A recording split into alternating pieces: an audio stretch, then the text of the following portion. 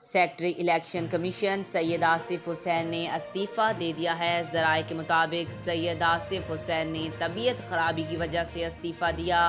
उमर हमीद को दोबारा secretary election commission तैनात कर दिया गया है। उमर हमीद अहम ओहदों पर तैनात रह चुके हैं। Secretary election commission Syed Asif Hussain ने अपने ओहदे से इस्तीफ़ा दे दिया है। Secretary election commission Syed Asif Hussain ने इस्तीफ़ा दे दिया है और इलेक्शन कमीशन ही नोटिफिकेशन भी जारी कर दिया है। ज़राए का कहना है कि वो काफ़ी दिनों से अलील थे और तकरीबन 10 दिनों से छुट्टियों पर थे।